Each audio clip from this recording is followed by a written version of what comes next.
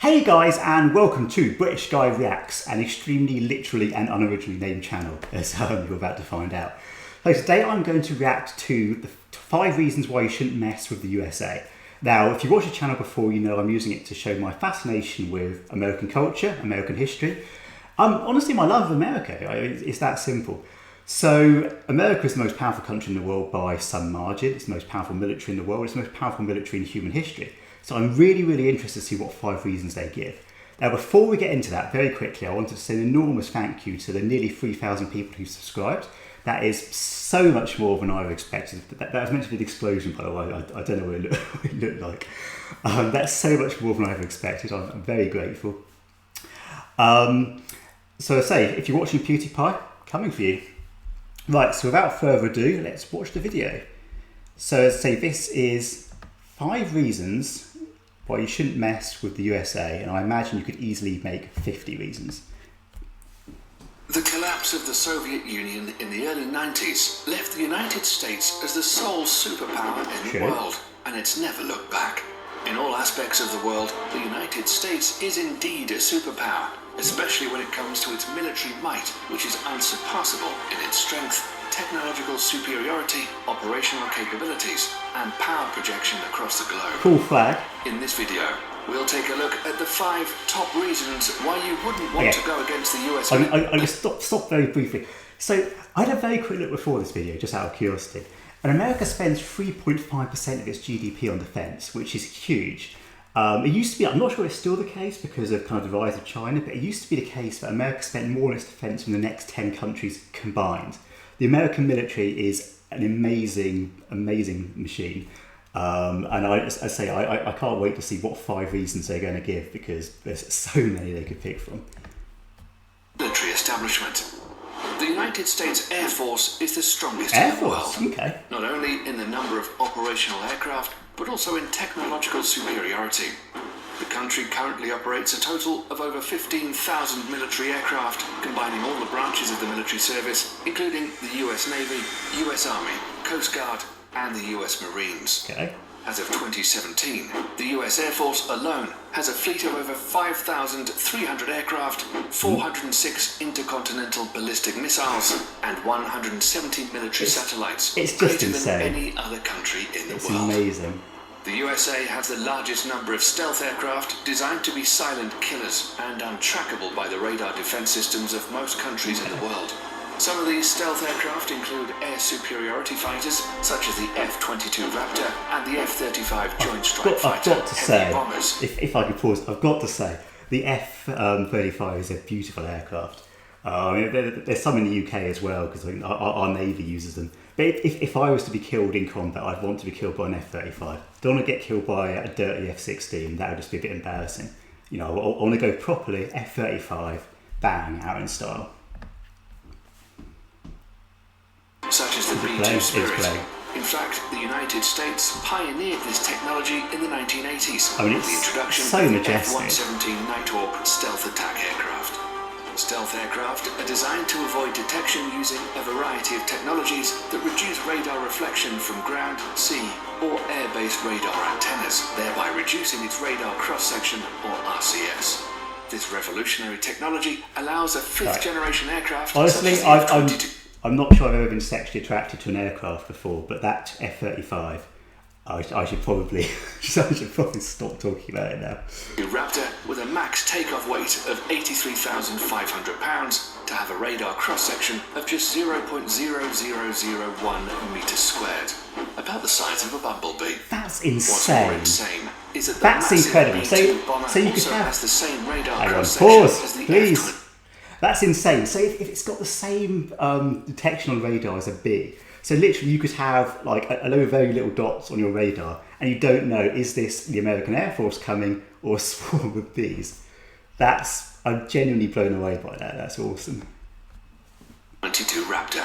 Thus, it becomes extremely difficult to track stealth aircraft. Okay. Even if the enemy spots them on their radar scopes. Because it looks like a bee. Story to successfully track them and register a missile kill. The whole idea behind this technology is to break the chain in which a conventional surface-to-air missile defense system works. Yeah. It's the same reason countries like China and Russia are also hard at developing their own stealth fighter, the Chengdu J-20 and the Sukhoi Su-57. But they're not. It's not the F-35. These they're not aircraft bad. will allow But... the US Air Force to assert its air superiority over any battlefield of the future. Yeah. And we all know that control of these skies is the biggest decider in any war. Sure. The next reason why any country going to war with the US military should think twice is because of the strength of the US Navy and its dominance over the world's ocean, especially the Navy's supercarriers. The US Navy currently operates 11 nuclear-powered Nimitz-class supercarriers, which is the largest aircraft carrier fleet in the world. The only 11. That's in that. By comparison, the UK has got 2 carriers, and America's got 11. And even those 2 are quite controversial in the UK. There are people saying they cost too much money, etc. Having 11 carriers is just incredible. I mean, I know France has got 1 carrier. I think Russia's got 1 carrier, but it doesn't really work very well. China, I know, is building quite a few, but it's still well below what the US has got. I mean, it's not just that the US is a dominant military power, it's that the US is superior to, like the next 2 or 3, or quite possibly a lot more countries combined. The Navy that can come close in terms of technological advancement is probably the Royal Navy of the United Kingdom, but they only have 2 operational carriers. Yeah, and as I said, carriers has a they've got 2 carriers, and both of them are pretty controversial. Like, there were people who wanted to scrap them, said they cost too much money. So how America maintains 11, that's very impressive. Placement of over 100,000 tons and can carry a complement of up to 70 aircraft. Nice. They're literally a floating small town in the ocean with its own airport. The Nimitz-class carriers in themselves are extremely potent offensive weapons, but the way they operate in what is called the carrier strike groups makes these ships even more deadly. Okay. A carrier seldom deploys alone. There are always a fleet of surface and underwater assets surrounding them and forming a strike group. These include guided missile cruisers, a destroyer squadron, attack submarines, and other support vessels. Together, they project the power of the carrier and at the centre of the group forward towards the enemy. While the carrier is carrying out its offensive role with the use of its air wing, the other ships are responsible to protect its flanks against any enemy attack. This combination of offensive and defensive strategy makes the US Carrier Strike Group almost impenetrable. The United States Navy maintains 9 such carrier strike groups, 8 of which are based in the United States and 1 that's forward deployed to Japan. For over 50 years, this has been the principal element of US power protection, and the Nimitz class of supercarriers are at the center of it all. Despite this, the US is currently in the process of developing a new class of carriers called the Gerald R. Ford class, intended to replace the Nimitz class ships. This new supercarrier will be even more technologically advanced and is expected to continue US dominance of the oceans well into the late 21st. I presume they're not replacing all 11. I'm going to have to Google this as soon as this video finishes. But I presume they're just replacing like a few, or it's when new ones come in. It's not like the whole lot are getting scrapped. Because by the sound of things, they're already very advanced carriers, so that would make no sense. The third reason why you shouldn't fight the US military is their massive stockpile of nuclear and conventional intercontinental ballistic missiles, or ICBMs. The ICBM plays the role of the land leg in the US nuclear triad, along with the Trident submarine-launched ballistic missile, SLBM, pretty terrifying, and nuclear warheads carried on long-range strategic bombers. ICBMs are launched from ground-based missile silos, achieving high suborbital spaceflight, approximately 1,000 miles above the surface of the Earth. The body of the missile then separates from the warhead, which re-enters the atmosphere and free falls to the assigned target at hypersonic speeds. The US military currently operates 400 ICBMs from its base in Wyoming, Montana, and North Dakota. The LGM-30G Minuteman. I mean, the nukes mean it's basically impossible for anyone to beat America in a war. I mean, you can have a situation where both sides lose, but you can't have anyone being victorious over America. Because if anyone actually tried to invade the US proper, well, first of all, American conventional forces would just sweep them aside. But I mean, hypothetically, for every other country in the world, America's nukes mean that everyone would lose. So I don't know if there's ever been, up until the invention of nuclear weapons, there have never been countries in the world that physically you can't be victorious over. You can only I mean, you can both lose, but that's the best case scenario. In an all-out war, that is. Is this And 3 is the only type of ICBM that is currently operational in the US. The Minuteman III family of ICBMs were first developed in the 1960s as a response to the Soviet nuclear threat. Throughout the Cold War and beyond, these missiles have undergone constant modernization. In the last decade alone, the US military has undertaken $7 billion worth of upgrades. Yeah. The rocket propulsion engines, the propellants used, the guidance system, and even the flight control surfaces have all been refurbished. The upgraded missiles are completely different from its 1960s counterparts, except for the shell. These state-of-the-art improvements and modernization programs have kept the Minuteman III system operational for over 50 years. So I noticed it's called the Minuteman. So this is going back to one of the earlier videos where I think they said that Minutemen are like the militia that used to form up during the American Revolutionary War. When kind of invading British troops came, they would be the first people to come. I guess perhaps a Minuteman, we're presuming it's a reference to how long it takes them to get ready. So yeah, that's it. It's all linking together. I'm actually learning things. This is fantastic.